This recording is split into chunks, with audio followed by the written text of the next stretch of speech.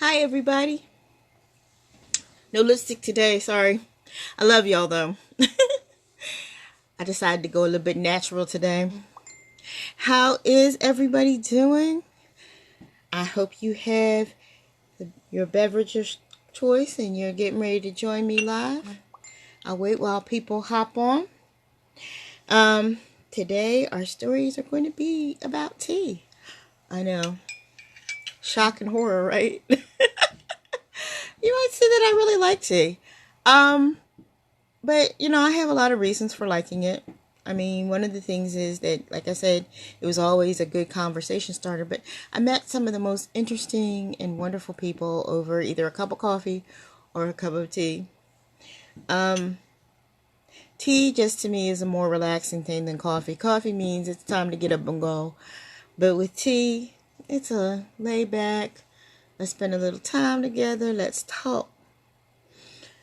We do need that. People need to talk and they need to be able to conversate with people. And sometimes people just need a little peaceful time where, they get to talk to a friend.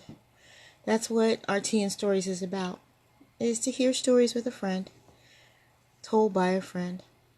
Like I said, if you guys have any themes for Tea and Stories that you'd like to add, just make sure that you give me some comments. I will listen. I will try to find stories or make sure that you guys get stories around those things. This story, I'm gonna start off. This story. Well, first of all, tag people as you come in. If you're watching this on the replay, make sure that you share it far and wide.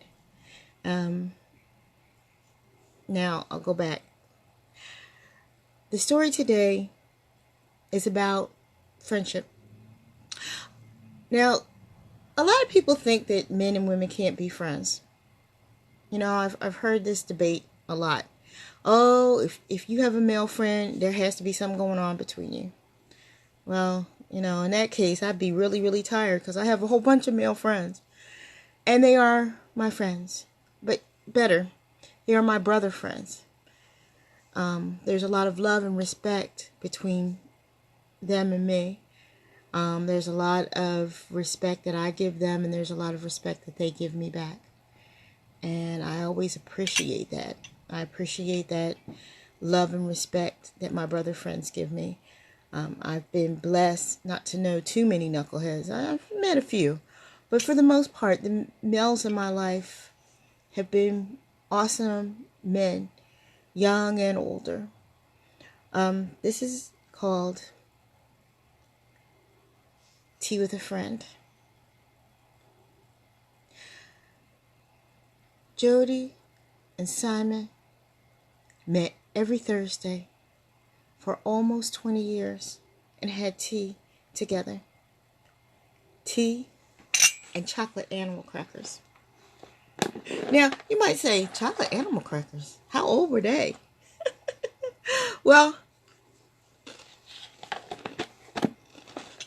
they were well into their 50s and 60s.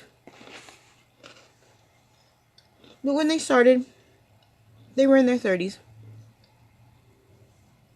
Both of them had answered an ad for a writers group. A writers group that never quite got off the ground.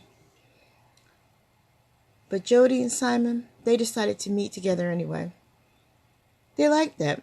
They liked hanging out together, being there together. It was a cool thing for Jody. Hi, Cynthia. Hi, Arnold. It was a real cool thing for Jody to get a chance to meet a man like Simon, who was a little bit older than her. Happy hump day to you too, brother. But really loved to talk and to share experience. And he was always there for her, listening and letting her bounce ideas off of him for stories. And he did the same for her. He liked her point of view. Jody, even though she wasn't too much younger than him, she really understood technology a lot better than Simon did. And Simon, he understood that art of writing. She really loved them about him, and they would talk for hours and hours. Now, both of them were married. She was married to a construction worker. Great guy. He didn't really care too much about her writing side. In fact, he didn't really understand it. He wasn't the jealous type, though, because he knew that was his baby. And he knew he had nothing to worry about. Whereas, on the other side, Simon's wife was a little bit more apprehensive. But when she saw that when he would come home, he would always tell her, "Oh yeah, today I had lunch with Jody." So she tried not to worry about it so much. She didn't have anything to worry about. It wasn't that kind of a relationship. Jody was like his sister. And Simon was like Jody's brother. Both of them had been only children. Simon, he grew up in New York, kind of wild and free. And Jody, she had really been raised at the beach down south. Beach bumming as much as she could. Their points of view were kind of different, but they really loved to talk to each other. And they loved too. See, sometimes Simon would say, "I heard of this new blend today, Jody." "Really? Last time I let you buy the blend, it tasted more like coffee than tea. Oh, you'll like this. You'll like it. It's got chocolate in it." "Oh, yeah, I will like that." And they would both laugh and share it, and then they would eat animal crackers. They had all different flavors of animal crackers, but their favorites were the chocolate ones. And they would laugh and tell stories to each other about these animal crackers. And when they were children, how they liked them. "If they had been chocolate animal crackers when I was little," Jody said. "They were. They just didn't have them here," Simon would say. Now, never did their other lives ever meet their little time together, Jody and Simon, until the day that Simon had a heart attack. He was on his way to meet Jody. He was standing outside their favorite little corner spot when it felt like an elephant was sitting on his chest. He could barely breathe. He looked around for Jody, but he could feel himself starting to swoon, and he held on to the lamppost. And all of a sudden he heard her voice. "What's wrong, Simon?" "My chest." Now, what Simon never knew about Jody is that Jody had volunteered for the Red Cross for years. She was actually a LPN.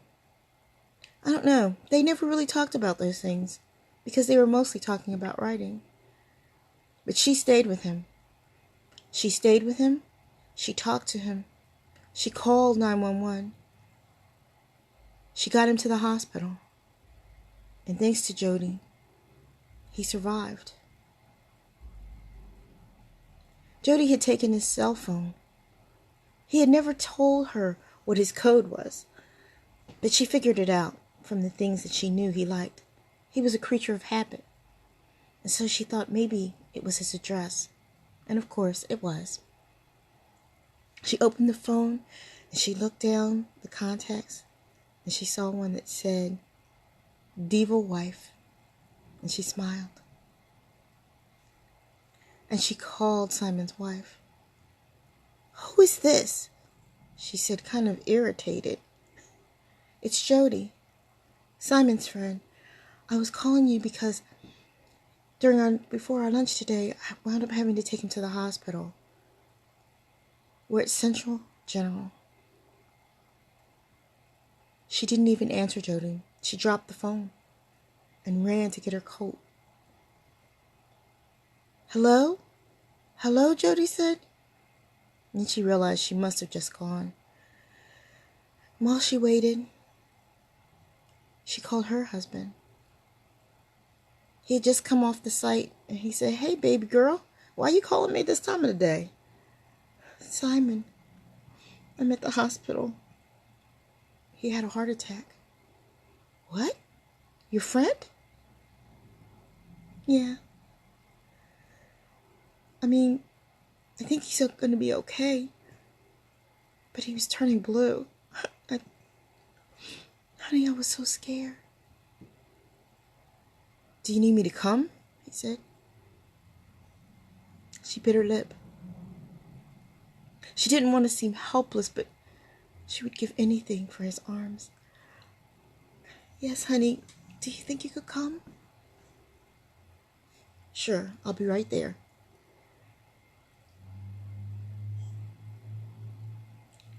Their spouses both got there at the same time. Barbara looking frantic, and Ethan looking, well, kind of forlorn. But they made it up to the room. Barbara rushed into her husband's room and held his hand. But Ethan found his wife in the waiting room, wrapped his arms around her, and held her as they waited for news of her friend.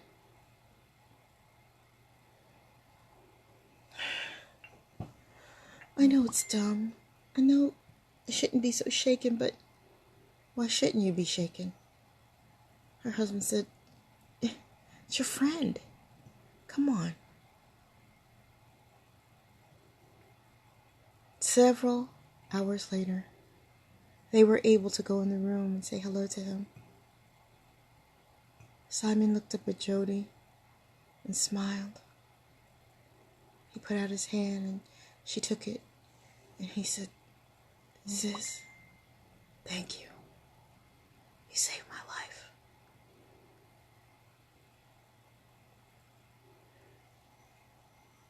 "I only did what you would do for me," Jody said. "Ethan, right?" he said, looking at her husband. "Yes, it's good to meet you, Simon." "Good to meet you, too. Do me a favor. Take this one home," pointing to Jody. "Barb ain't going nowhere. Not until my son gets here, but your wife's done enough. Take her home. Please." "Will do. You take good care of yourself, you hear me?" "Yeah. Yeah." "Jody, thank you again, sweetheart." "Anytime, big brother." And Jody and Ethan went home. The whole ride home, Jody was quiet and laid her head on her husband's shoulder. "He looked different than I thought he'd look," Ethan said, trying to at least get her to talk. "How did you think he'd look?" "I don't know. I always thought these years, first of all, I thought he was a white guy," Ethan said. She laughed. "Why?" "Simon, come on. New York? Thought he's some Jewish guy." "I guess I never think of him as a race or, I don't know. I just never think of him that way." "I didn't realize how much you really cared." "Should I be jealous?" Ethan asked. She got off of his shoulder and turned around and looked him in the eye and said, "He is my friend, my brother. No, you shouldn't be worried. If you had something to worry about, I'm sure I would hide him from you, but no. No, Ethan, you never have anything to worry about." He held her real tight. Meanwhile, at the hospital, Barbara had talked to Jody for just a little while, but she was more focused on her husband, of course. But she said, you know, she really looked different than I thought she'd look. Oh, Simon asked, still kind of out of it a little. Jody, I mean, she's really pretty. And she's black. What did you think she was? I don't know, Jody? I thought she'd be some blonde with blue eyes, halfway country singer. Not a beautiful black woman. She is pretty, isn't she?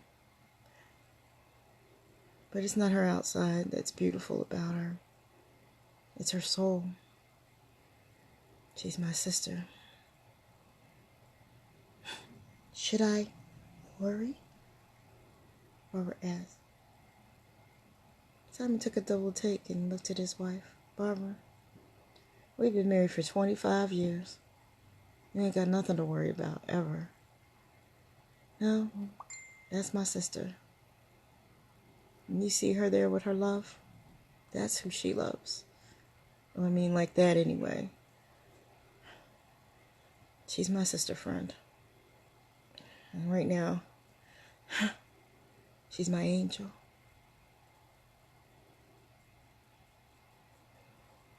Now, I know you're wondering, why this story? Why that snapshot of them?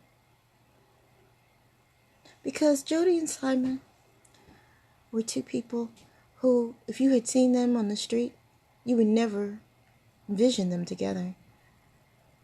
Simon, with his analytical, kind of grumpy self, and Jody, wild child, with locks and big brown eyes.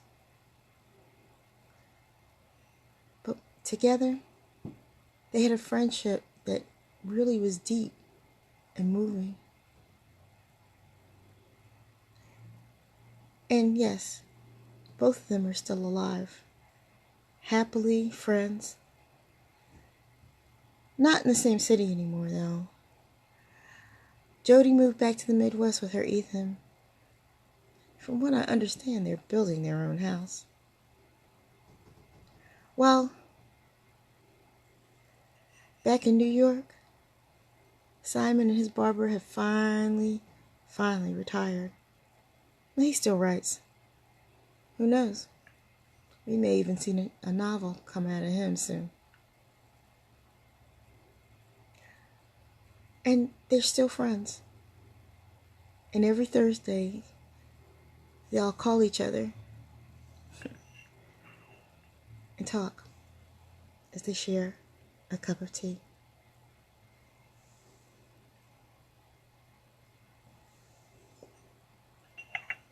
I hope you enjoyed that story. It was one of my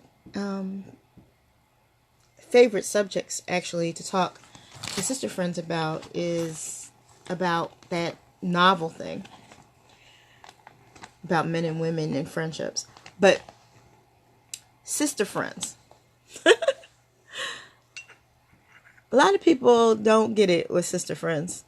I've seen all kinds of sister friend relationships. I've seen sister friend relationships that are so much like they are actual sisters that it doesn't make any sense. Like they were raised by the same people. Then I see the sister friends who they start out as frenemies and turn into really, really good friends that really care about each other. And then there's that mentorship kind of sister friend. And that's what I had with an elder lady named Miss Heidi. She's another person that I used to love to have tea with. Honey, that woman, she had been around. At one point, she was a cabaret singer. And honey, she told me some stories that twisted my locks without me having to touch them. My goodness. She knew all kinds of stuff. And she would just say things that were just, if you looked at her, you would never think that stuff would ever come out of her mouth. But I really loved her. I really miss her too. She passed from this life at the age of 75. After a very long life and a very long illness. But I used to go and see her, and we would have tea together. She made her own tea blends. She would go down to Reading Terminal and get all these different kinds of teas and mix them together and make her own blends, and they were so good. And I remember one day she told me, she said, "It's time that we use my special tea set." I said, "You have a special tea set?" She said, "Sure, it's right up there." So I got up on the step stool and I got it down, and it was beautiful.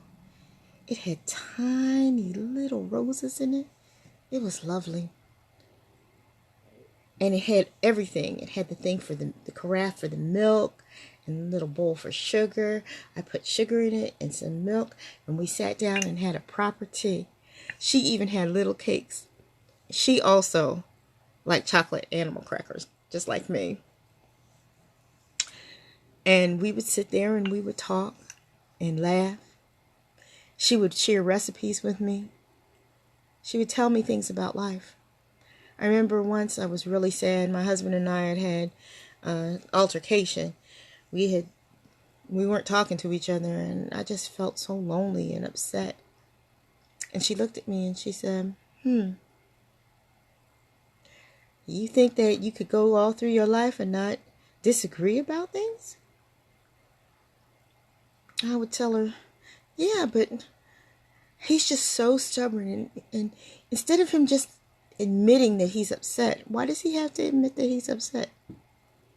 She said to me, and then she looked at me and said, "What you have to learn to do is pick and choose." Now, it kind of stunned me when she said that, because that's what my mother always says too. That when it comes to relationship, you got to pick and choose. There's so many things that you are not going to agree with your spouse, but there are just some things that you're going to have to just let go. That was always hard for me, but I'm learning. This quarantine makes it even easier to learn that. But we talked for a long time. And I remember as I was washing up the bowl and washing up her cups and her teapot, I said, "Would you like me to put it back up?" And she said, "Oh, no, leave it down here." She said, "I ain't going to be around for too much longer, and I think I should get some enjoyment out of it instead of it sitting up on the shelf." I hate it when she talked like that. We never want to think of our friends dying. And I guess she could see it in my face, because she said, honey, ain't no time to mourn. Lord has been really good to me. I've done pretty much whatever the H I please. And you gonna go and do whatever the H you want to do. Oh, she didn't curse, by the way. But she used a whole bunch of initials. And I love that about her. Yep, I miss her a lot. But she was one of the people that helped me to understand the meaning of conversation and tea. We need to take time to listen to each other, to treasure each other's stories. We need to hold on to them and share them. I hope when my granddaughter is older, she'll be able to say, "My Mimi," because that's what she likes to call me, by the way. Oh, by the way, I am Oma. Oma means old mother. I am Oma, but she'll call me Oma Mimi. She says, "Oma Mimi, I love you." And her I love yous mean everything to me. But I hope that when she's older, that she will cherish conversations over tea. I can't wait till she's old enough for it. She already likes teacups and teapots and things like that, so it's not too far away. Well, family, I'm going to finish up my tea. Eat a couple more of my chocolate animal crackers. I'll tell you a story about chocolate animal crackers tomorrow, hopefully. And I wish all of you a wonderful day. I know here in Philadelphia it is beautiful and sunny out. And my husband and I took a long walk and it was wonderful. And I hope that you get a chance to take a long walk too. Take good care of yourselves. And always have a cup of tea. And relax. Bye. See you tomorrow.